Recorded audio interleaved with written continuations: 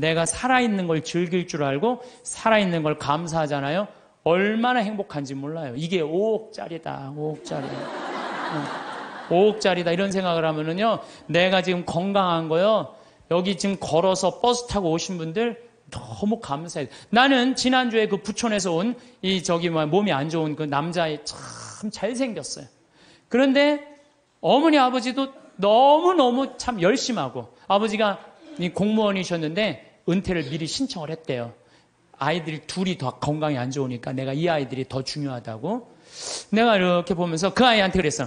야, 넌 어쩜 이렇게 얼굴이 부처님 반쪽같이 잘생겼냐? 그랬더니 그 친구가 자기 고개도 못 가누는 아이가 이런 말을 하더라고. 신부님, 내가 얼굴은 좀 된다고. 여러분들, 휠체어를 타고 아버지가 고개를 못 가눠갖고 뒤에다 목을 대주고 있는데 그 상태에서도 농담을 하고, 내 강론을 들으면서 엄마 아빠한테 맨날 가르친대요. 신부님이 그렇게 하면 안 된다고 그러지 않았느냐. 그러면서 그 기쁨이 있는 아이를 보면서 우리 직원들이요, 너무너무 감동받았다는 거예요. 근데 건강한 우리가 매일 짜증 부리고 신경질 부리고 까먹고 하느님 은총 이렇게 주시는 저 빈님이 오시는 것도 올 때마다 감사합니다. 280억 내려주셔서 감사합니다. 이렇게 감사하고 사는 사람은 그런 사람들이 바로 신앙으로 사는 분들인 거죠. 나는 내가 강의할 때 핸드폰으로도 한 번도 신경질을 부린 적이 없어, 내가. 네. 한 번은 여기 내 앞에 강의를 들으러 오신 분이에요. 강의를 들으러 오신 분인데 핸드폰이 울리더라고요. 근데 내가 그날따라 그분이 마음이 너무 예쁘게 생겨갖고, 나도 이쁜 여자한테 약해요. 할머니인데 너무 예쁘게 생겼어. 걱정하지 마시라고. 나도 어떨 때 강의하다 보면 내 바지에서 핸드폰이 울린다고. 걱정하지 마시라고. 근데 그분이 내 책 사인 받으러 사무실에 내려왔는데요, 그분이 내 강의를 듣고 개종을 한 거예요. 예비자 교리를 나가는 거예요. 근데 내가 그 자리에서 혼을 냈으면은 대전에서부터 오셨다는데 얼마나 상처를 입었겠어요. 사람이요, 말 한마디에요, 사람을 살리기도 하고 죽이기도 하는 거예요. 근데 그날따라 왠지 위로를 하고 싶더라고. 걱정하지 말라고. 나는 내 강의 때 핸드폰을 한 번도 신경질 안 부려요. 까먹을 수도 있는 거지 뭐 그걸 갖고 신경질을 부려. 그러니까 마태복음 17장 20절에 이런 얘기가 나와요. 너희가 겨자씨 한 알만한 믿음이라도 있으면 이 산더러 여기서 저기로 옮겨가라 하더라도 그대로 옮겨갈 것이다. 그러니까 예수님이 그냥 본 거라고 못 뺄 게 없어? 겨자꽃밖에 본 게 없냐. 그러니까 비유로 겨자꽃. 예수님이 겨자는 얘기를 괜히 한 게 아니구나. 그래갖고 우리가 또 꽃을 그 열매를 해보니까 씨가 우리 제일 조그만 좁쌀보다도 깨보다도 훨씬 작아요. 근데 이게 자라갖고 3m. 그러니까 제자들이 이해가 돼요, 안 돼요? 이해가 되는 거예요. 2000년 지난 나도 이해가 되더라고요. 또 내가 3월 말서부터 4월 달부터 걷기 시작했는데 아네모네 꽃이 정말 아름다워요. 여러분들 성지순례 예루살렘으로 갈 거 없어요. 가려면 어디로 가야 돼? 갈릴레아를. 갈릴레아는요 북쪽이에요. 북쪽. 남쪽. 예루살렘은 남쪽에 있고요. 이 갈릴레아는 여기 사해가 있고 그 위에 예루살렘이 있어요. 여긴 예수님 활동 지역은 갈릴레아예요. 갈릴레아는요 학자를 만들고 싶으면은 예루살렘으로 보내고 돈을 벌게 하고 싶으면 갈릴레아로 해요. 여기는 완전히 옥토예요, 옥토. 경치도 얼마나 좋은지 몰라요. 천국이 따로 없어요. 그러니까 여러분들 맨날 성서 그냥 여기서 뒤져봐야 이해 안 돼요. 집에 있는 반지 팔아서 가보셔요. 현장에 가는 게 중요해요. 현장에. 제발 성지순례 좀 가세요. 성지순례도 내가 말하듯이 가슴이 떨릴 때 가야지 다리가 떨릴 때 가면 안 돼요. 참. 그 목사님이 거기까지는 좋았는데 갑자기 신부님 우리 기도하자는 거예요. 당황스럽더라고. 신나게 놀다가 무슨 기도야. 기도하자고. 그래서 그럼 하자고. 목사님이 저보다 나이가 좀 많으셨어요. 근데 갑자기 무릎을 꿇더니 목사님이 1분도 안 돼서 통성 기도를 하는 거야. 아버지 이러면서 당황스럽더라고요. 아니, 우리 신부들이 뭐 아버지 통성기도 해본, 나는 한 번도 없거든요. 통성기도를 해본 적이. 평생 살면서 통성기도를. 근데 1분 만에 목사님이 아버지 감사합니다 그러는데, 나는 이렇게 옆에 앉아갖고, 이걸 어떻게 해야 되나. 내가 같이 통성기도를 해야 되나. 근데 뭐 이게 눈물이 나와야지 통성기도를 하죠. 5분 동안 빨리 끝내시겠지. 5분 동안 계속 하시는 거예요, 기도를. 끝날 것 같지가 않은 거야, 내가 보기엔. 근데 옆에서 너무 애절하게 기도를 하니까요, 나도 이거 열심히 해야 되나 보다. 이런 생각이 들어갖고, 목사님은 가슴으로 기도하지만 나는 머리로 기도하잖아요. 그래서 예수님 감사합니다. 내가 수술하고 이렇게 이 당신 길을 걸으니까 너무 행복하다고. 그 나자렛에서부터 다볼산 지나고 뭐 가나 나인 뭐 이런 거 지나면서 밀반 뭐 겨자 뭐 그다음에 예수님 여기 막 가시관한 그 사과 그게 그렇게 아프더라고 해보니까. 그런 거 하는데 옆에서는 계속 아버지 그러면 막 그냥 분위기가 그냥 뭐 이상한 거예요. 분위기가. 근데 나도 그렇게 기도를 한 5분, 10분 하는데 머리끝부터 뜨거워지기 시작하는 거야. 머리끝부터 막 뜨거워지는데 배가 막 뜨거운 거예요. 그래갖고 이렇게 배가 왜 뜨거우죠? 그리고 한 30분 동안은 계속 그냥 아버지하고 통성기도 옆에선 완전히 하느님 왜 그러죠? 이 배가 왜 이렇게 뜨겁죠? 그런데요. 그거 기도가 끝났는데 그날 이제 호텔에 가서 잠을 자는데요. 2년 만에 처음으로 한 번도 배 안 아프게 아침 밤 한 9시부터 다음날 6시까지 그대로 잔 거예요. 다음날 일어났는데 내가 2년 동안 맨날 밤마다 배가 이렇게 찢어지듯이 아팠는데 안 아프고 일어난 거예요. 가만히 있어봐. 내가 어젯밤에 한 번도 배가 안 아팠는데 이상하다. 그날 이후부터 오늘 딱 거의 1년이 지났는데 한 번도 배가 안 아픈 거예요. 여러분들, 아니 이게 너무 신기한 거예요. 왜 신기하냐면은 그날 막 배가 막 뜨거운 게 느껴졌거든. 막 내 CD 듣고 막 온몸이 뜨거워진다 그래. 발가락에 감각 걸린 우리 음악 선생님처럼 그날 막 온몸이 뜨거웠더니 배가 막 뜨거운 거야. 그날부터 하나도 안 아픈 거예요. 그러니까 내가 1년 동안 강의를 250번을 해. 매일 3시간 이렇게 3시간, 4시간씩 강의해도 돌아다니는 거예요. 그래서 저는요, 그날 목사님 옆에 너무 붙어서 기도한 게 내가 효과를 본 것 같아요.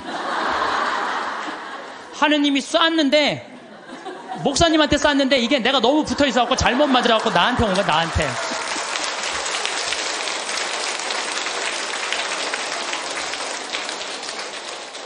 근데 사실은 저는 기적을 좋아하는 신분은 아니에요. 왜냐하면 이게 내 몸에 기적이 일어나면 인생 피곤해요. 기적이 일어나면 간증회로 돌아다녀야 될 거 아니에요. 그렇죠?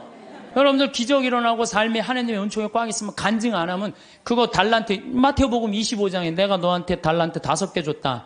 주인님 5개, 10개 만들어 왔습니다. 3개 줬다. 주인님 6개 만들어 왔습니다. 하나 줬는, 나는 주인님이 무서워갖고 땅속에 묻어뒀습니다. 그랬더니 이 게으른 종아, 내가 그럼 이자라도 놔야 될 거 아니냐? 은총을 줬는데 말 안 하고 가만히 있고 살면은 내가 나중에 하나님한테 어떻게. 난 그래서 은총 주지 말라 이거예요.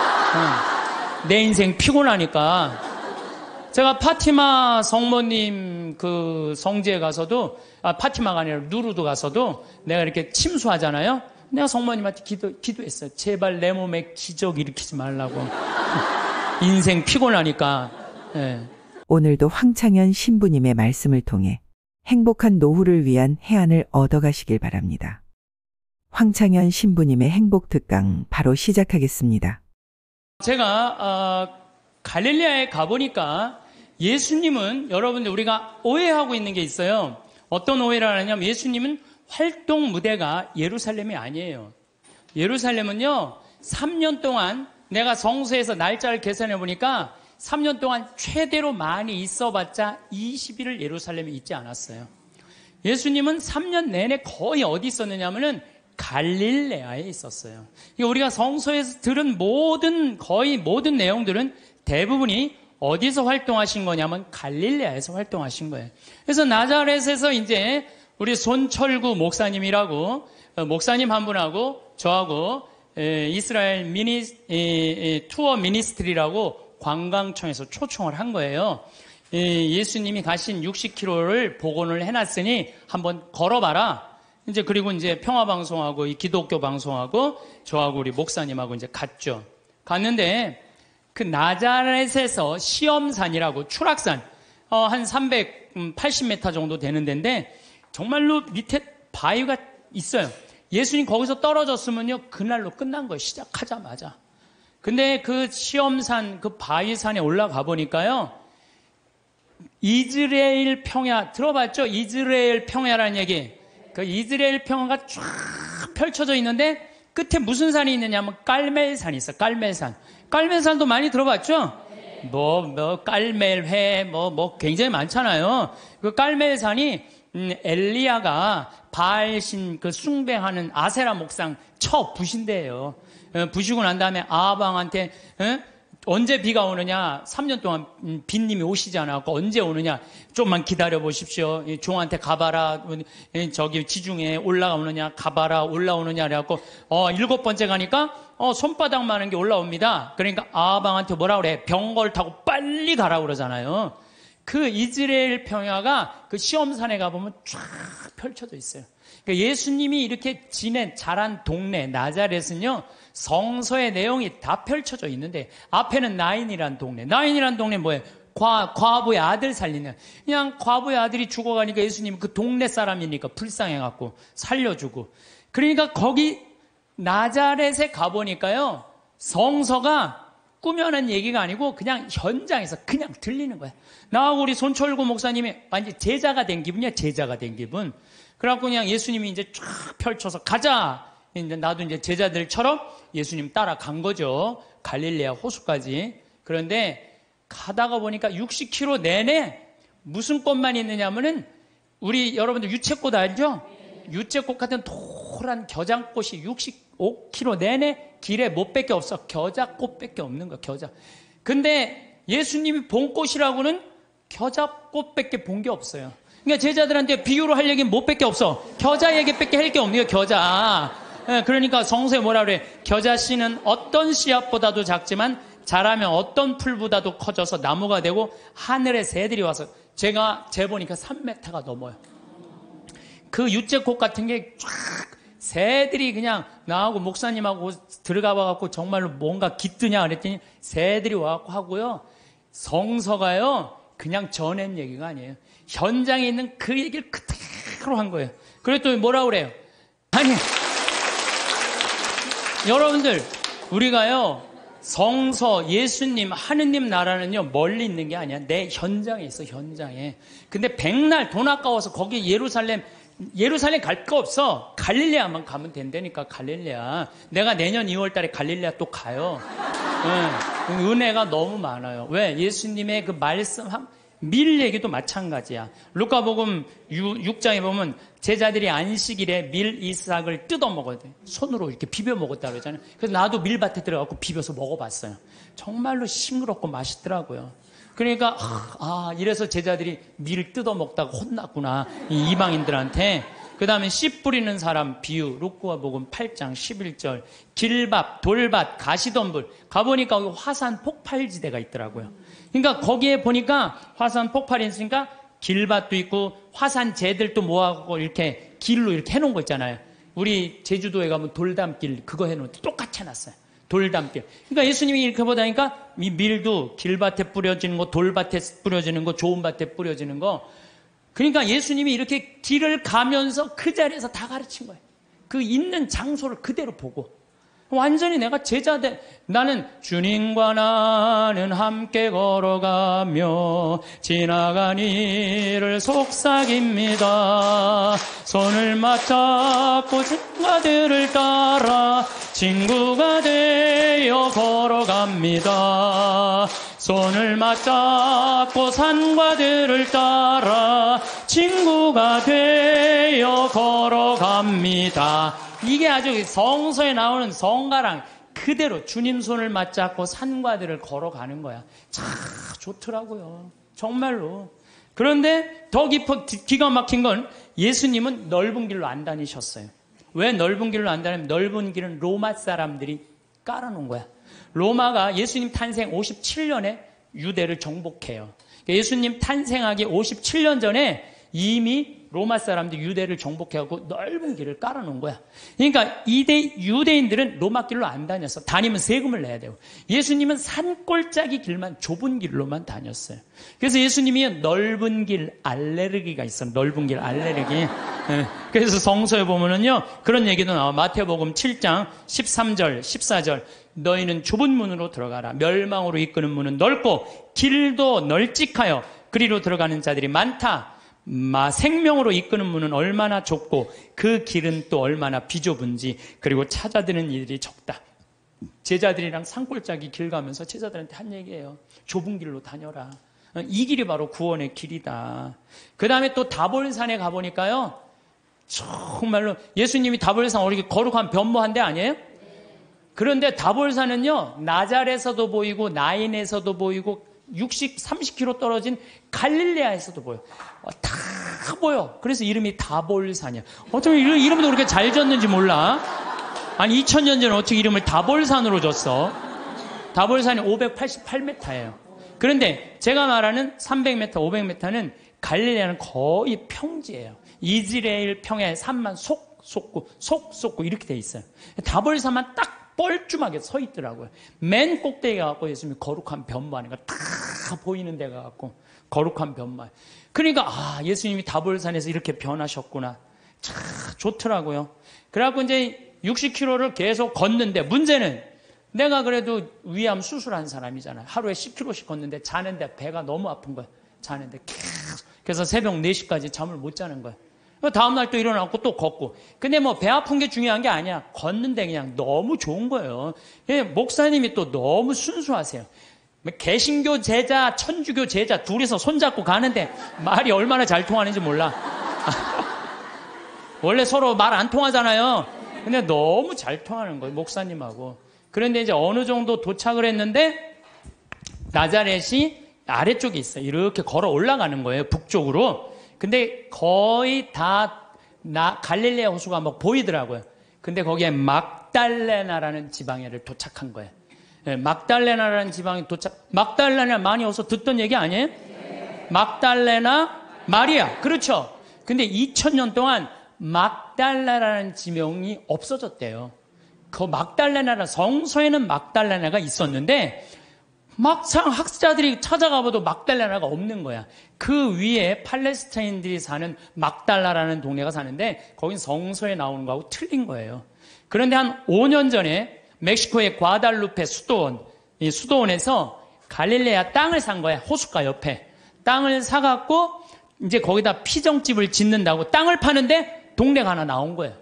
근데 그 동네를 파다 보니까 막달레나라는 지명이 나온 거예요. 그러니까 예수님이 쫙 가다가 여기가 가파르나움이니까 여기 지나갈 수밖에 없거든요. 이 막달레나 가는데 막달레나의 마리아는요, 물론 성서에 막이 들린 여자 여러 가지 이 얘기가 많이 나오는데 진짜로는 갈릴레아 호수에서 물고기를 잡으면 이 물고기를 잡아서 염장 소금에 절여갖고 수출하던 여자예요. 부자예요, 부자. 수산나, 요한나, 헤로드의 그 집사, 쿠차의 아내, 요한나, 수산나들이 막달레나가 예수님을 뒤에서 재정적으로 도왔다고 성서에 나와요. 내가 또 찾아놨지 또. 성서에 나와요. 루카복음 8장 1절에 보면 막달레나 마리아와 헤로드의 집사 쿠자스의 아내 요한나, 수산나가 예수님을 도왔다는 거, 재정적으로. 그러니까 막달레나 여자가 여기서 돈을 많던 여자예요. 마리아가. 그러니까 예수님을 도운 거예요. 그래갖고 우리 또 이제 관광청에서 초청을 했으니까 거기 안 보여주더라고요. 개발을 하는데. 근데 우리는 들여다 보여주더라고요.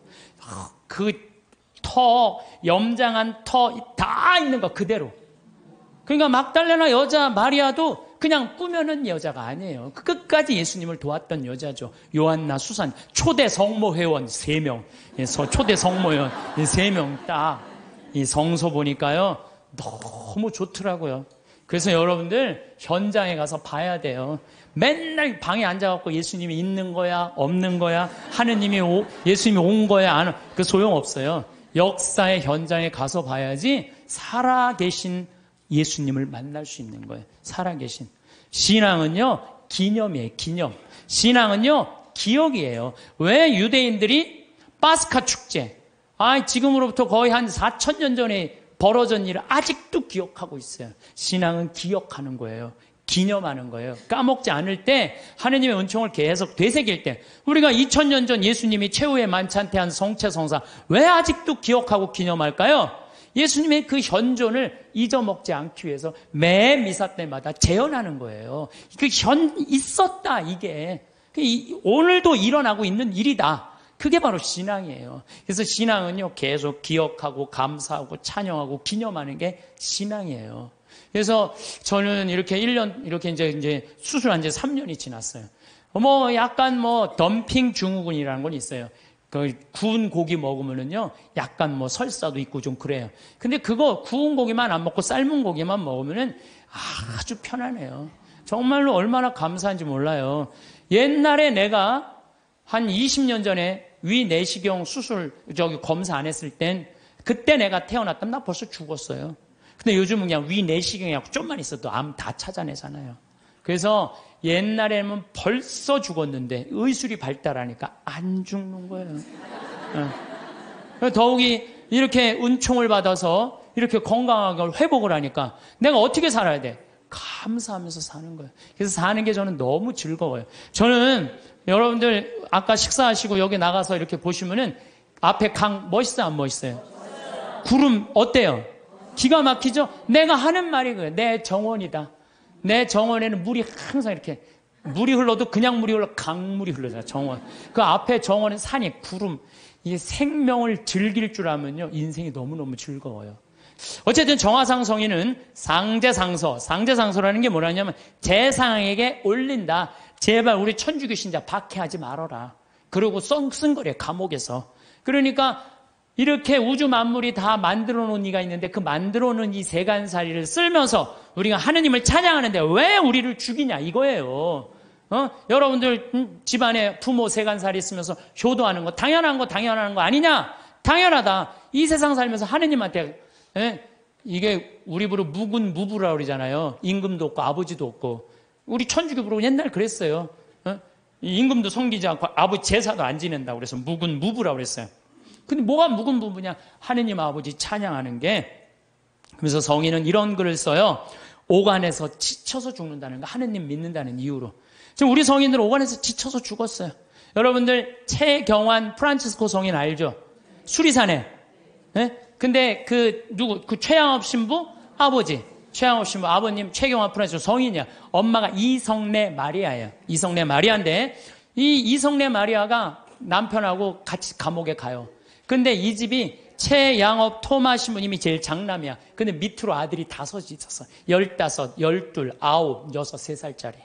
근데 감옥에 형이 신학교 갔다니까 애들은 옛날에 감옥에 가둘 수가 없었어요. 근데 다 감옥에 넣어버린 거예요. 그래 애들은 감옥에 안 가니까 감옥에 가도 먹을 거라도 주먹밥이라도 주는데 애들 건 안 나오는 거예요. 그러니까 엄마가 자기 걸 나눠서 5을 먹이니 젖이 나와요. 3살짜리가 감옥에서 죽어요. 그러니까 오간에서 지쳐 죽는 거예요. 그러니까 이 이성래 마리아가 실신을 해요. 막내가 죽으니까. 그걸 가만히 보니까 내 자식도 다 죽이게 생긴 거야. 그래서 배교를 해요. 아들이 신학생인데도 배교를, 나 하느님 안 믿는다고. 그래갖고 내 자식을 데리고 나와요. 데리고 나오는데 미치겠는 거야. 남편은 순교를 했지. 아들은 신학교 신부님 된다고 마커로 유학을 갔지. 자기가 배교라는 게 너무 괴로운 거야. 그래갖고 애들이 국어하러 나간 사이에 다시 감옥에 가요. 나 하느님 다시 믿는다고. 그러니까 이 내 자식이 3살짜리는 죽고 이제 6살서부터 동냥을 해갖고 엄마 먹을 걸 갖다 주는 거예요. 근데 이제 엄마가 참수가 결정이 돼요. 그 얘기를 듣고 이 내 자식이 어떻게 하는 줄 알아요? 국어를 한 걸 다 모아갖고 희광이를 찾아가요. 희광이를 찾아갖고 우리 엄마 목 자를 때 한 번에 잘라달라고. 왜냐하면 옛날에요, 참수할 때요, 이 일부러요, 칼을 안 갈아요. 여러 번 쳐서 죽였어요. 우리 김대건 신부님이 6번째 칼에 떨어져요, 목이. 그러니까 생각을 해봐. 이렇게 치고. 그러니까 아주 비참하게 죽이는 거예요. 근데 이 내 자식이 구걸한 걸 갖고 와갖고, 우리 엄마, 거지들이 와갖고, 우리 엄마 이성래 마리아인데 죽을 때 한 번에 쳐달라고. 그걸 받고 이 희강이가 밤새 칼을 갈아요. 그래갖고 엄마를 한 번에 목을 쳐줘요. 그러니까 하느님 믿는다는 이유로 목 안에서 지쳐서 죽고 목매서 죽었던 거야. 그러니까 이 집안 식구, 근데 더 기가 막힌 건요, 내가 이 집안을 추적을 해봤어요. 아들이 넷이잖아요? 근데 이 집에 신부가 12, 수녀님이 9명 나왔어. 원주 그 책이시 신부님이 그 집 자손이, 직계 자손인 거예요. 그러니까 이 집안은 하느님 믿는다는 이유로 모든 거 다 잃어버리고, 그리고 이 4대가 걸쳐 내려왔는데도 어떻게? 그 집안에서 신부가 12, 수도자가 9명이 나온 거예요. 대단하죠. 그렇죠? 오간에서 성인 말이 그래.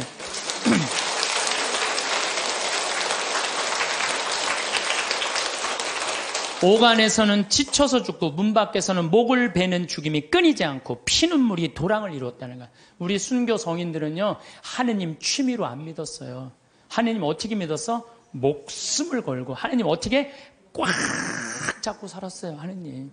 요즘 우리 현대인들처럼 그냥 설렁설렁 나가고 싶으면 나가고 안 나가고 싶으면 안 나가고 이렇게 믿지 않았다는 거예요. 그러니까 성인이 이런 얘기를 해요. 통곡하는 소리 하늘까지 부풀어 올라 아비는 자식을, 형은 아우를 부르미 막다른 대로 쫓긴 사람이 몸돌이킬 데가 없습니다. 이게 무슨 얘기냐면 정화상 성인도 마찬가지야. 아버지 정약종 아우스틴 1801년에 순교하세요. 아버지가 초대 명도의 회장, 지금 명동성당의 교우들 회장이었어요. 근데 정철상 가롤로 아들 1801년에 아버지하고 아들하고 같이 죽어요.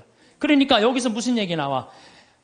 아비는 자식을 부른다 이거. 내 아버지 아들 부르고 죽었다 이거예요. 형은 아우 정철상 가롤 동생이 정화상 성인자 동생 죽었다는 거예요. 더욱이 유소사 체칠리아 정정의 엘리사벳, 그러니까 정화상 성인은 5이 다 죽은 거야. 아버지 정약종, 정철상 가롤로, 유소사 체첼레, 정정 엘리사벳, 정화상 바오로스 5 다 죽은 거예요. 하느님 믿는다는 이유 하나로. 그런데 유소사 체칠리아는요 230대를 맞아요. 매를. 곤장을 여러분들 맞는다는 게 뭔지 알아요? 곤장? 이 최하원이라고 영화 감독이 있어요. 1982년에 순교전 찍은 영화 감독이 있는데 이분이 한 얘기예요. 그때 엑스트라 하루 일당이 5,000원이었대요. 근데 도대체 곤장을 맞으면 얼마나 고통스러운지 하루에 2만 원을 걸고 엑스트라 중에 지원자를 찾았대요. 하루 종일 나오면은 5,000원인데 한 대 맞으면 2만 원인데 한 4대만 맞으면 한 달 뭐 일주일 거 되잖아요. 그러니까 한 사람이 내가 맞겠다고 나섰대요. 그래갖고 물을 뿌리고 그 똑같은 곤장 이거를 한 대를 딱 때리니까 이만큼 살이 부풀러 오르더래요. 2대를 때리니까 피가 터지더래요. 2대 이상을 못 때렸대요. 이런 곤장을 72살 먹은 유소사 체칠리아가 230대를 맞은 거예요. 그러니까 옛날에 메뚜기 맞아 죽는다는 얘기 있죠? 그러니까 죽은 거예요. 그 구데기가 끓고. 이 구데기 끓는 건 김대건 신부님 많이 맞아갖고 구데기 끓는다고 그러잖아요. 8월 달에 잡혀갖고 9월 달에 순교했으니까 그 더운에 두드리면 구데기. 썩는 거죠. 저 정정의 엘리사벳 320대를 맞고 아버지하고 똑같이 서서문에서 목 잘려 죽어요. 그러니까 우리 순교 성인들은 하느님 믿는다는 이유로 다 죽은 거예요. 예. 근데 우리는 어때요? 우리는 그냥 하느님 취미로 믿는 그런 경향이 너무 많아요. 하느님 정말로 제대로 믿으려면은요, 비가 오나 눈이 오나 바람이 부나 더우나 추우나, 내가 휴가를 갔어도 정말 하느님 열심히 믿는 사람 어떻게 휴가 간 지역에 시골 성당이 제일 먼저 찾아오고 주일 미사 몇 시인지 알아보고, 놀다가도 자 우리 미사 참여하자. 그럼 미사 참여하고 노는 사람들, 그런 사람들이 어떻게 하느님 꽉 붙잡고 사는 사람들이에요.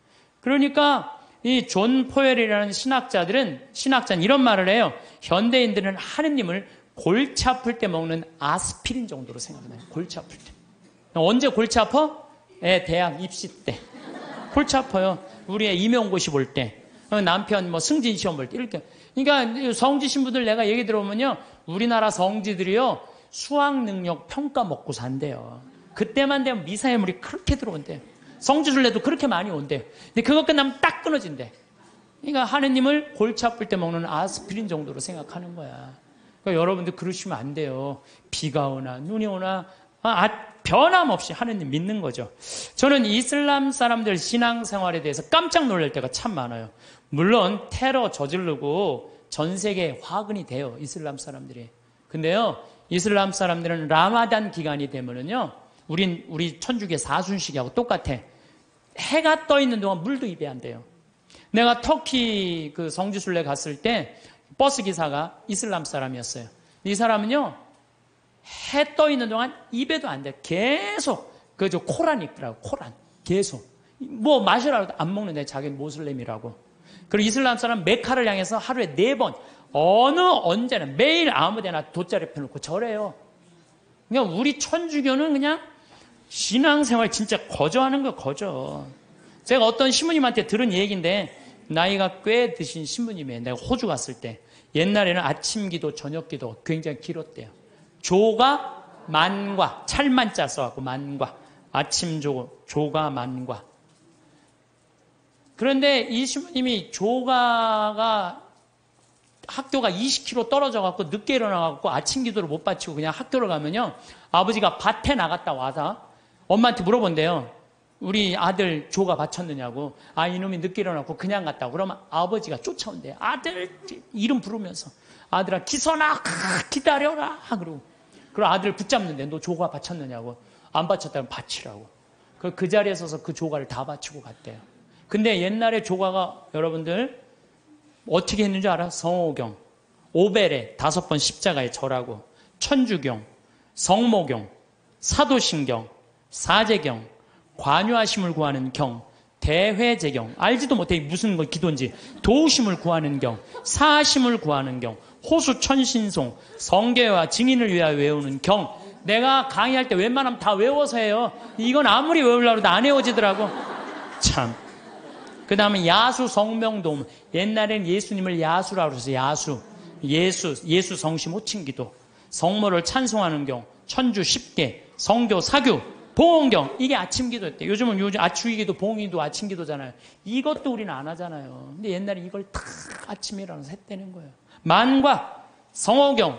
성령 강림송. 죄를 알게 하심을 구하는 경. 고제경. 과유하심을 구하는 경, 사하심을 구하는 경, 소외제경, 호수천신송, 성모 덕서 도서 소도문, 형제 친척 친구 은인을 위하여 외우는 경, 죽은 모든 이를 위하여 외우는 경, 삼덕송, 오사례 5가지 감사송, 천주께서 기르시고 돌보시는 은혜, 강생 구속의 은혜, 죄를 사해 주시는 은총의 은혜, 성교회로 인도하시고 천국으로 이끄시는 은혜.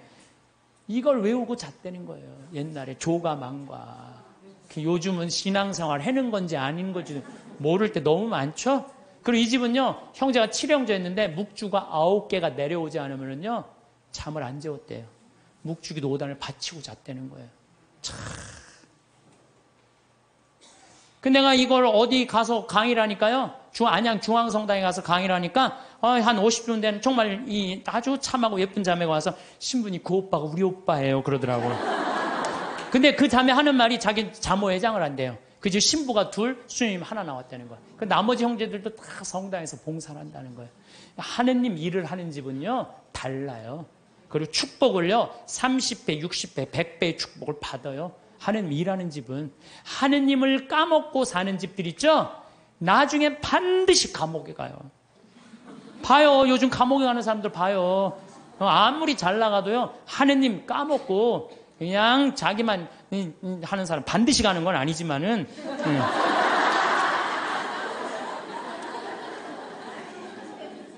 요즘처럼 성당 가려면 가고 말려면 말라는 식의 신앙교육이 아니었다는 우리 선조들은. 특히 여기 있는 엄마 아빠들 자녀들 중고등학교 올라가면 엄마 나 요즘 학원 다녀야 돼갖고 토요일날 너무 바빠. 나 성당 가는 거 힘들어. 그러면은요, 이 엄마는 그래, 학원, 대학이 더 중요하지. 자기가 교황님도 아닌데, 그래, 너 중고등학교 때 내 사면해줄게. 라고 그냥 모른 척 해요. 신앙이 어디로 밀려나는 건 2번째로 밀려나는 거예요. 첫 번째는 대학이니까. 그래갖고 그냥 애가 중고등학교 떠나면요, 영원히 떠나는 거예요. 하느님 이제 모르고 그냥 사는 거예요. 그 다음에 아무리 성당 나오라고 해도요, 성당 안 나와요.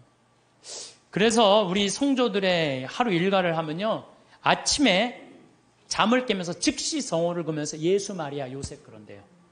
눈 뜨면 뭐라 예수 마리아 요셉 그래. 눈 뜨면 예수 마리아 요셉. 나도 신학교 때 아침 기상종을 쳤어. 내 목소리가 크니까 기상종을 치면서 내가 베네디카무스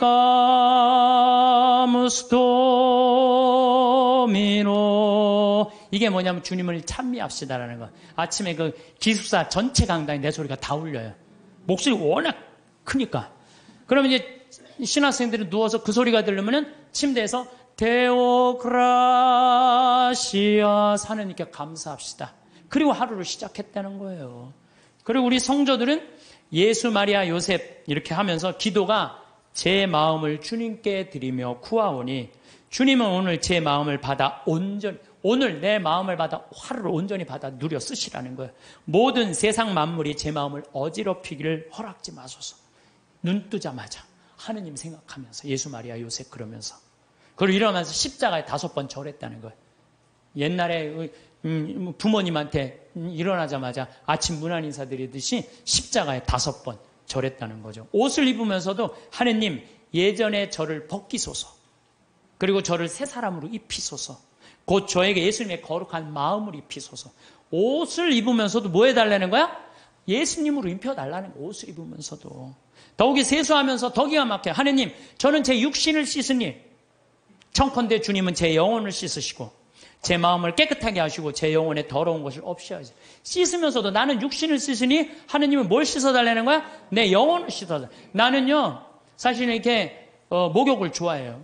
우리 암 환자들은 뜨거운 게 좋대요. 42도가 넘는 게. 그래서 또 난 또 관절염도 있으니까 목욕 진짜 좋아해요. 네. 난 목욕하면 탕 안에 있는 시간이 많잖아요. 탕 안에 좀 멀쩡하게 있는 게 좀 그렇잖아요. 근데 목욕탕에 있으면서 묵주기도를 항상 해요. 그래서 난 묵주기도를 하면서 참 미안했어요. 빨개 벗고 묵주기도 하는 게 미안했어요. 성모님한테도 미안하고 예수님한테도 미안하고. 근데 내가 이거를 구산성지 신부한테 들으면서요. 아, 우리 성도들은 세수를 하면서도 나는 내 영혼을 씻으니 육신을 씻으니 당신은 영혼을 씻어. 나 그러면서 그때부터 안 미안했어요. 내가 이 영혼이 깨끗하고 나 오늘 아침에도 여러분들 강의한다고 목욕했어요. 아침에 고통의 신비 5단에서 오늘 저 화요일이잖아요. 너무 좋아요. 그냥 마음이 차분한 거예요. 기도를 하면은. 우리 얼마나 좋아요. 얼굴을 씻으면서도 나는 내 육신을 씻으니 당신은 내 영혼의 더러운 것을 없이 하여 주소서. 식사할 때는 사도 바오로처럼 너희들은 먹거나 마시거나 혹은 다른 일을 행하거나 다 하느님의 영광을 위하여 돼. 우리 주 예수 그리스도를 통하여. 여러분 오늘 곤드레 밥 먹으면서 뭐라 그래? 내가 먹거나 마거나 다 누구를 위해서? 하느님의 영광을 위해서. 이야 웬 곤드레 그냥 막 먹고 그냥 아무 생각 없이. 내가 먹는 이 힘도 다 누구를 위해서 쓰는 거? 하느님의 영광을 위해서 쓴다. 하느님의 영광을 위해서. 야, 나는 우리 선조들 이렇게 사는 모습을 보면서 정말 반성 많이 했어요. 그리고 일할 때 제 본분을 다하여 생활하면 저를 위함이 아니라 하느님을 위하며 재물을 탐함이 아니며 교만함을 위함이 아니며 쾌락을 도모함이 아니라 겸손과 공로와 순명함을 위하며 땅에서 갚음을 바라지 않고 하늘에서 갚음을 바라나이다. 일을 하면서도 그 잘 때 제 영혼을 주님 손에 드리나이다. 거룩한 죽음을 맞게 하소서. 성도들은 하루 종일 하느님 속에서 살았다는 거예요. 그래서 내가 신학교 때 우리 신학생들이 모여갖고 한번 얘기해. 야, 우리 하루 성호 몇 번 긋냐? 하루 성호를 몇 번, 57번을 긋더라고. 하루 종일. 일어나서 긋죠? 아침밥 먹을 때 4번 긋죠? 그렇잖아요.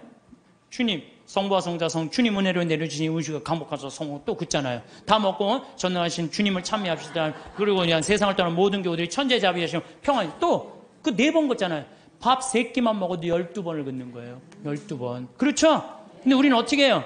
먹을 땐 긋는데도 또 먹고 나면 또 안 긋는 사람들 많아요. 네. 먹고 나면 안 긋는 사람들 많아요. 그 다음에 신학교 때 아침 성물 때 긋죠. 주가리안 노래할 때 긋죠. 강복 받을 때 긋죠. 미사할 때 긋죠. 미사할 때 복음할 때 3번 긋잖아. 조그만 거 이렇게 3번. 네, 3번. 끝날 때 이것만 해도 5번, 10번입니다. 수업 시작할 때 긋고 끝날 때 긋고. 신학교는요. 체육 시작할 때도 거요. 운동할 때도 긋고. 간식 먹을 때도 거. 요즘 어떤 신부님은 1,000원 이하는 긋지 말라고. 1,000원 이하도 거요. 네, 1,000원 이하도 그세요. 1,000원 이하도 그셔.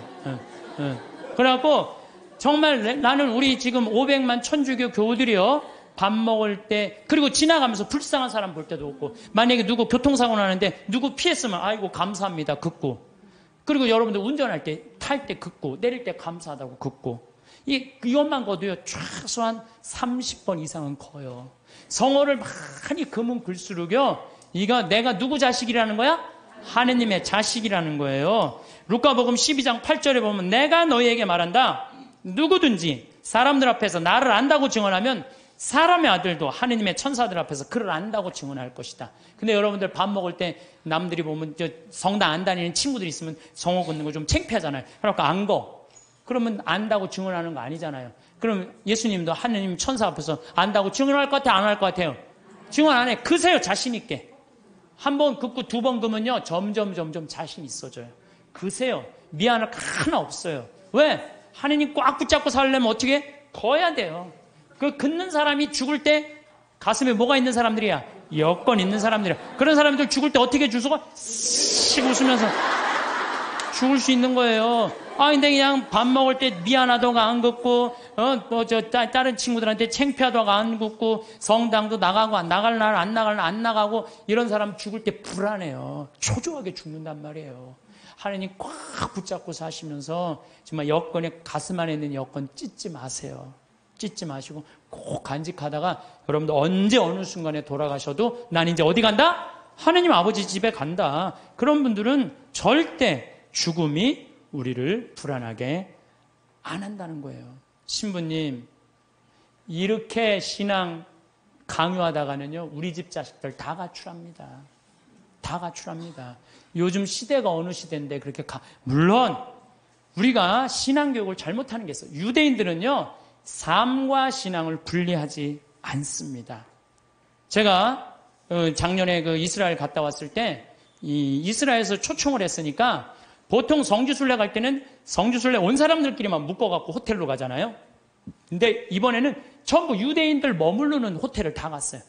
근데 유대인들 머무르는 호텔도 또 완전히 오리지널 종교인들이 모이는 데가 있어요. 그래서 내가 하루는 내려가서 밥을 먹으려는데 잘못 찾아갖고 걔네들 간 데로 간 거예요. 분위기가 이상하더라. 다 머리에 이상한 거 쓰고 다른 데 앉아 있었어요. 그런데요, 제가 놀라운 장면을 봤어요. 아버지, 엄마, 아들, 딸들이 있는데 아들이 중학교 2학년쯤 돼보는 아이야. 머리에 키파라고 동그란 모자를 쓰고 모세오경, 토라를 걔네들은 성서를 읽으면서 흔들면서 읽어요. 이러고 계속 밤 나오기 전까지 계속 읽는 거예요. 근데 아버지가 그걸 흐뭇하게 지켜보더라고요.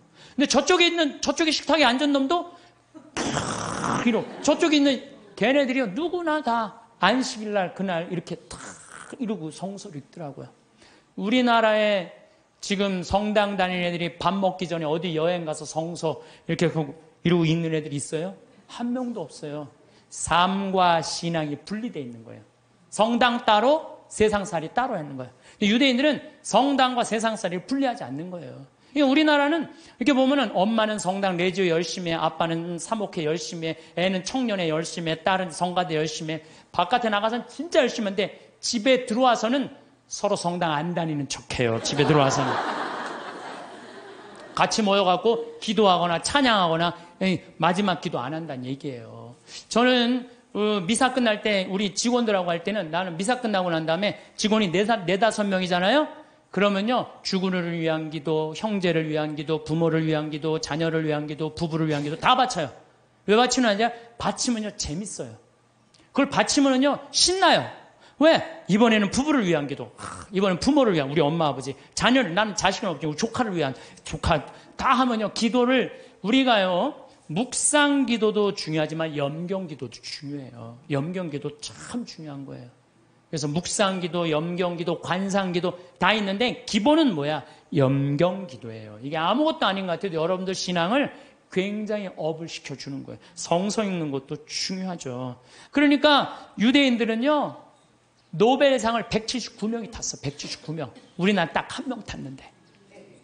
근데 유대인이 머리가 좋을 것 같아요? 유대인이 IQ가요, 전 세계에서 26위예요. 전 세계에서 IQ 제일 좋은 나라는 우리나라예요. IQ 1등은 홍콩, 2등은 우리나라, 3등은 북한이에요. 근데 IQ 유대인은 평균이 95밖에 안 돼. 우리는 106인데. 유독 나이 들어 젊을 때보다 더 멋있고 아름다워지는 사람들이 있습니다. 반면 젊었을 땐 나이에 비해 어려 보였던 사람이 시간이 지나자 자기 나이보다 더 나이 들어 보이는 사람, 조금은 신경질적이고 무미건조한 얼굴로 변해 있는 자신을 발견하게 되는 사람이 있습니다. 그런데 이런 분들은 나쁘게 변한 얼굴이 아니고 바로 인상입니다. 인상이 좋아지면 나이 들어 보이는 얼굴이나 험한 얼굴도 바뀌게 됩니다. 또 다른 아름다움이 생기는 거죠. 특히 경제적 여유를 떠나 나이 들수록 외모가 멋있어지는 사람이 있는데요. 이들에겐 4가지의 비법이 있습니다. 첫 번째, 말을 예쁘게 해야 얼굴 인상도 좋아진다. 욕하거나 험한 말을 하는 사람들의 인상은 어떤가요? 대부분 상기되어 있고 사나운 표정입니다. 나쁜 말에는 이에 어울리는 표정이 따라오게 됩니다. 한 연구 결과에 의하면 말이 우리의 생각이나 행동에 영향을 준다고 합니다. 나쁜 말을 하면 표정도 따라갑니다. 좋은 말은 좋은 생각에 영향을 주고 좋은 인상으로 남습니다. 두 번째, 내 마음대로 하려는 마음을 버린다. 여러 욕심 중에서 인상에 큰 영향을 주는 것이 있습니다. 바로 사람에 대한 욕심이라고 합니다. 내 생각대로 하지 않으면 비난하는 마음은 그 사람을 내 마음대로 하려는 욕심에서 비롯됩니다. 사람은 고쳐 쓰는 말이 아니라는 말이 있습니다. 고쳐지지 않는다는 의미입니다. 따라서 사람을 내 마음대로 하려는 마음을 버려야 합니다. 세월의 흔적으로 인상에 남게 됩니다. 세 번째, 아무리 해도 안 되는 게 있다는 걸 받아들인다. 체념하고 포기하는 것이 아니라 관점을 바꾸는 것입니다. 안 되는 것이 있다는 걸 받아들이면 마음이 편해집니다. 네 번째, 가진 것에 감사한다. 가진 것에 감사하는 사람들의 공통점은 얼굴이 밝다는 것입니다. 기쁨은 만족에서 나오는 경우가 많습니다. 지금 이 순간 나 자체만으로도 행복한 느낌을 가질 수 있다는 것은 놀라운 변화입니다. 더 벌어야 한다는 생각에서 돈을 벌 수 있다는 생각에 감사하는 마음을 가진다면 좋은 인상을 지닌 중년으로 혹은 노년으로 나이 들 것입니다. 여러분은 평소 외모 관리를 잘 하시는 편이신가요? 나이가 들수록 외모 관리는 운동과 마찬가지로 의지력과 꾸준한 노력을 요구합니다. 부지런함이 필요한 외모 관리는 우리가 운동에 신경을 쓰는 것만큼 중요합니다. 최근에는 가천대학교 이기려 총장님이 90세가 넘으셨지만 여전히 50에서 60대처럼 보이신다고 합니다. 이분의 자기 관리 능력은 정말 대단한 것입니다. 부지런하게 노력하고 절제하는 것은 강력한 의지력을 요구하는 일이지만 그분이 그것을 지키셨다는 것은 정말 멋진 일인데요. 이를 통해 외모 관리에 또 다른 힘을 발견할 수 있습니다. 외모 관리는 나태해지는 자신을 돌려 세우고 정신을 가다듬는 데 도움을 줍니다. 어떤 사람들은 외모가 살아가는데 중요하지 않다고 말합니다. 성격이나 내적인 가치가 더 중요하다고 주장합니다. 하지만 이는 외모의 중요성을 완전히 간과한 의견일 수도 있습니다. 외모 관리는 우리의 청결, 체형, 화장 등 외부의 모습과 몸의 관리를 포함하는 것입니다. 이러한 외형의 관리는 내적인 충실과 정신적인 안정에도 상당한 도움을 준다는 점을 감안해야 합니다. 그렇다면 나이 들수록 외모를 가꾸지 않으면 손해보는 이유는 무엇일까요? 외모가 중요한 이유 3가지를 알려드리겠습니다. 첫 번째는 자존감이 높아지고 자신감이 생깁니다. 외모를 가꾸는 것은 정신적인 건강에도 긍정적인 영향을 미칩니다.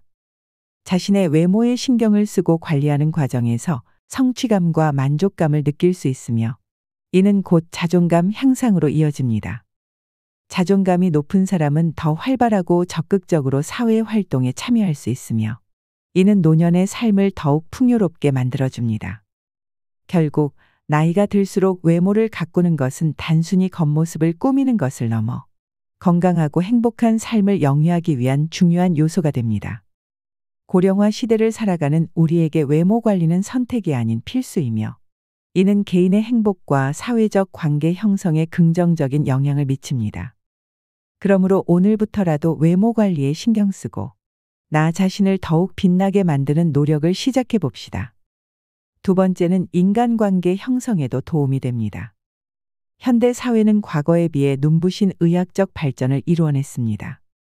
이러한 발전 덕분에 평균 수명은 지속적으로 늘어나고 있으며 사람들은 예전보다 더 오래 건강하게 살 수 있게 되었는데요. 그러나 단순히 오래 사는 것만이 중요한 것은 아닙니다. 더 나아가 우리는 어떻게 오래 사는지가 중요해졌습니다. 즉, 삶의 질이 중요한 시대가 된 것입니다. 고령화 시대에 접어든 지금 많은 사람들이 퇴직 후의 삶을 준비하며 건강과 외모 관리에 더욱 신경을 쓰고 있습니다. 사회적 활동이 줄어드는 은퇴 이후에도 활기차고 건강한 삶을 유지하기 위해서는 외모를 관리하는 것이 필수적입니다. 외모 관리는 단순히 타인에게 보이는 이미지 개선뿐만 아니라 자기 자신에 대한 자존감과도 직결됩니다. 또한 현대 사회에서는 가족의 형태도 변화하고 있습니다. 핵가족화와 1인 가구의 증가로 인해 홀로 지내는 시간이 많아지는 사람들이 늘어나고 있습니다. 이런 상황에서 많은 중장년층과 노년층은 새로운 인간관계, 특히 이성과의 만남에 대한 필요성을 느끼게 됩니다. 이는 단순한 외로움 해소를 넘어서 새로운 삶의 동반자를 찾고자 하는 욕구로 이어지는데요. 사회학자들은 인간의 외모가 사회적 상호작용에서 중요한 역할을 한다고 지적한다. 첫인상은 만남의 시작을 좌우하며 이는 곧 관계 형성에 큰 영향을 미친다. 중장년층이나 노년층이라 할지라도 깔끔하고 매력적인 외모는 새로운 만남에서 긍정적인 인상을 남기고 더 나아가 더 나은 인간관계를 형성하는 데 도움을 줍니다. 세 번째는 후광 효과로 인한 신뢰감을 줍니다. 어떤 사람이 서울대학교를 나왔다고 하면 우리는 그 사람이 성격도 좋고 인성도 좋고 성실하며 여러 가지 긍정적인 성격을 가졌을 것이라고 판단을 내리게 됩니다. 이렇게 서로 관련 없는 특성들을 관련 있다고 잘못 판단 내리는 것을 후광 효과라고 하는데요. 이런 후광 효과가 가장 잘 나타나는 곳이 바로 외모입니다. 외적 매력이 사회생활에 유리하다는 점은 부정할 수 없는 사실입니다. 사람들은 아름다운 것을 동경합니다. 연예인으로부터 신비함을 느끼는 이유도 수려한 외모 때문이지요. 심리학 연구에 따르면 사람들은 깔끔한 외모를 가진 사람을 보면 자동으로 능력 있고 친절하고 지적인 사람일 거라고 생각하는 경향이 있다고 합니다. 이처럼 사람의 역량을 평가할 때 외모는 능력과 무관하지만 영향력이 큰 평가 요소임을 우리는 이미 본능적으로 알고 있습니다. 그래서 사회생활을 하고 나이가 들수록 외모를 잘 가꾸어야 합니다. 외모는 협상의 도구이자 관계 형성의 중요한 요소입니다. 외모 관리를 등한시할 때 발생하는 문제를 생각해 봅시다.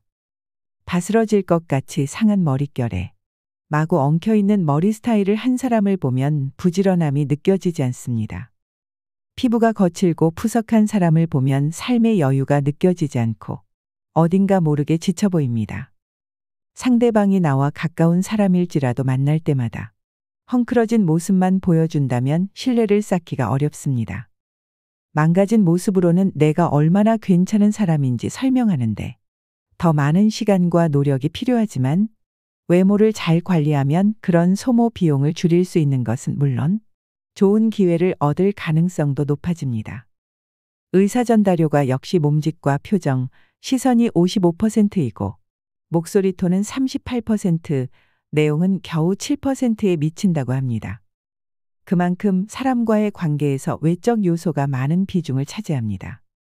나이가 들면서 경험과 지식, 사회적 신용이 높아지지만 이를 제대로 표현하지 않으면 상대방에게 올바른 메시지를 전달하는 데 어려움이 생길 수 있습니다. 이때 깔끔하고 정돈된 외모는 상대방에게 효과적인 메시지를 전달하는 데 도움이 됩니다. 나이가 들면서 외모에 신경 쓰는 것은 단순히 미용이나 패션만을 위한 것이 아닙니다. 이는 상대방에게 자신의 가치와 신뢰감을 전달하는 수단이 되며 이를 통해 사회활동 참여를 더 원활하게 할 수 있습니다. 어떠신가요? 나이가 들면서 발생하는 외모의 변화는 불가피한 것이지만 외모 관리를 통해 이러한 변화를 어느 정도 개선할 수 있습니다. 외모 관리 방법에는 어떤 것들이 있을까요? 먼저 피부 관리는 특히나 중요한데 피부 탄력을 유지하고 건강한 피부를 유지하는 것이 핵심입니다. 피부를 건강하게 유지하기 위해서는 적절한 청결과 보습이 필요합니다. 일상적인 클렌징과 보습 과정을 통해 피부를 촉촉하게 유지하고 건강한 피부 상태를 유지할 수 있습니다. 뿐만 아니라 적절한 헤어 관리도 중요합니다. 머리카락은 외모의 중요한 부분 중 하나이며 올바른 헤어 관리를 통해 머리카락의 상태를 개선할 수 있습니다. 정기적인 머리카락 커트와 샴푸, 컨디셔너 사용을 통해 머리카락의 건강을 유지하고 윤기를 더할 수 있습니다. 머리카락에 특별한 관심을 기울이면 자연스럽게 외모에 대한 자신감을 회복할 수 있습니다. 나이가 들면서 심각한 고민거리 중 하나입니다. 하지만 머리숱은 유전이라고 생각하고 관리를 전혀 안 하시는 분들이 있습니다. 3단같이 검고 숱이 많던 머리카락이 세월이 흐르면서 자꾸 빠지고 윤기가 사라져가는 건 안타까운 일입니다. 하지만 나이가 들어도 탄력 있고 숱이 많은 모발을 유지하는 분들을 우리 주위에서 볼 수가 있습니다. 나이 들어서도 건강한 모발을 유지하려면 어떻게 해야 할까요? 머리숱을 많게 만드는 방법의 하나는 올바른 머리 감기 방법입니다. 탈모를 예방하려면 두피가 깨끗해야 합니다.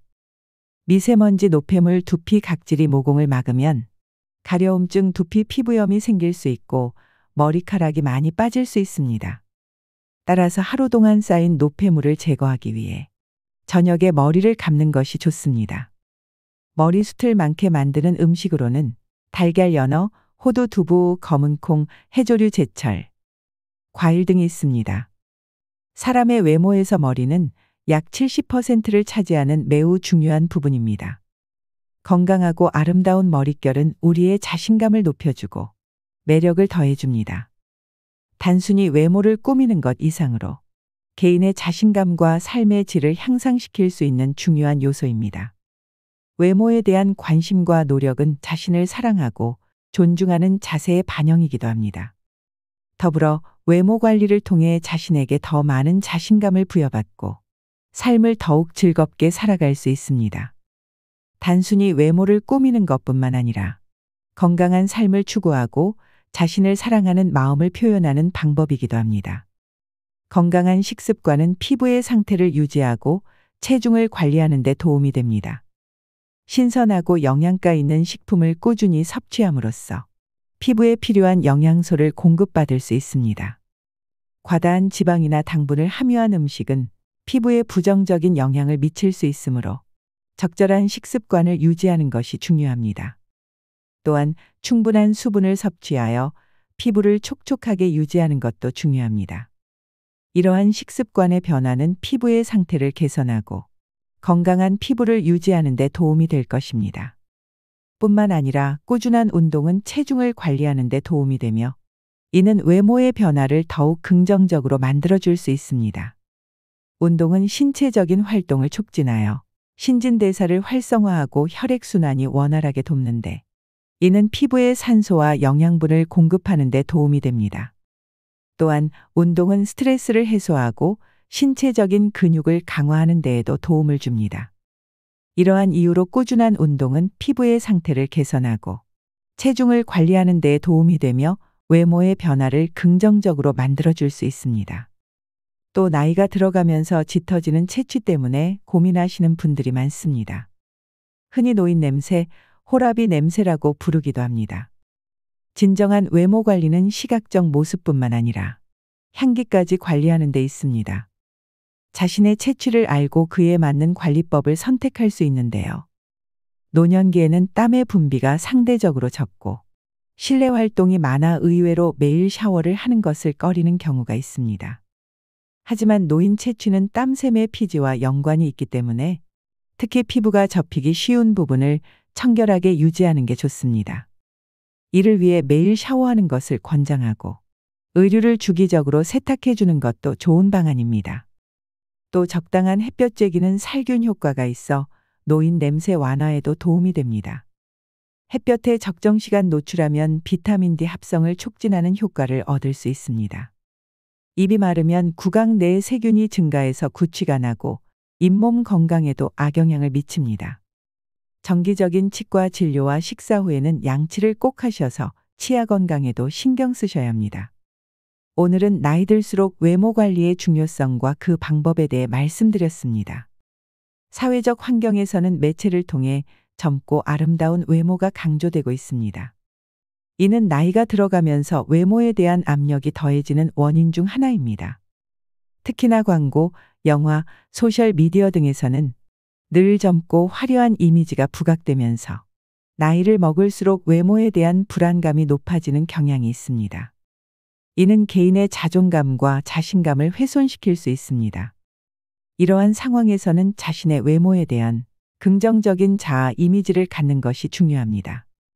자기를 사랑하고 받아들이는 마음가짐은 나이에 상관없이 누구에게나 필요한 자세입니다. 외모의 변화를 부정적으로 받아들이는 것이 아니라 그것을 자연스러운 과정으로 받아들이고 자신을 사랑하는 마음을 유지하는 것이 중요합니다.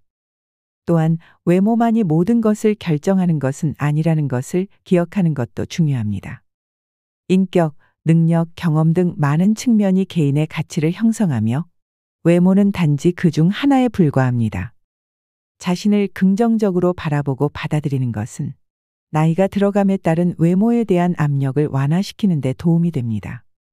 마음의 평화와 안정은 외모보다 훨씬 더 중요하며 이를 위해 외모에 대한 압력을 극복하는 데 주저하지 않아야 합니다.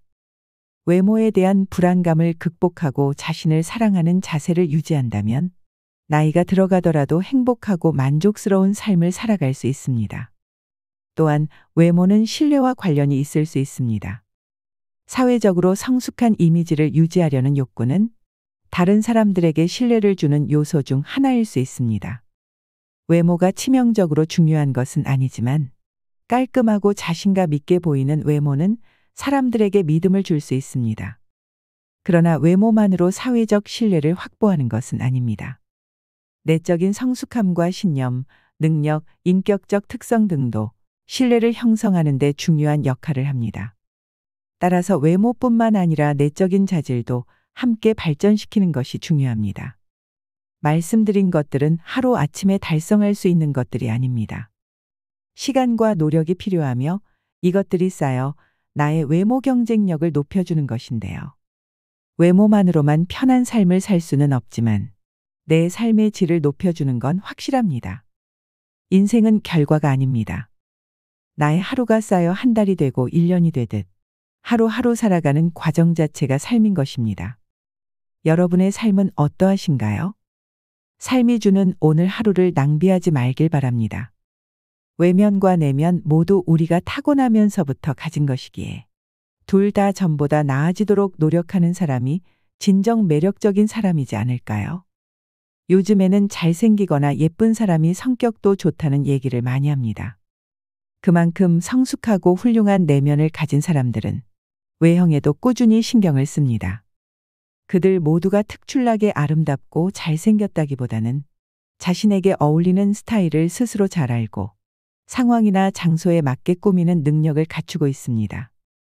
나이 들수록 외모 관리는 선택이 아닌 필수입니다. 외모에 신경 쓰는 것은 자신감을 높이고 건강을 유지하며 사회적 관계를 형성하고 유지하는 데 도움이 됩니다. 현재의 모습에 대한 자각과 아름다워지겠다는 결심, 그리고 순간순간 작은 행동의 변화만으로 분명 잃어버린 매력을 되찾을 수 있습니다. 외모의 변화를 원한다면 이제부터 매 순간 나의 행동을 주의 깊게 지켜보길 바랍니다.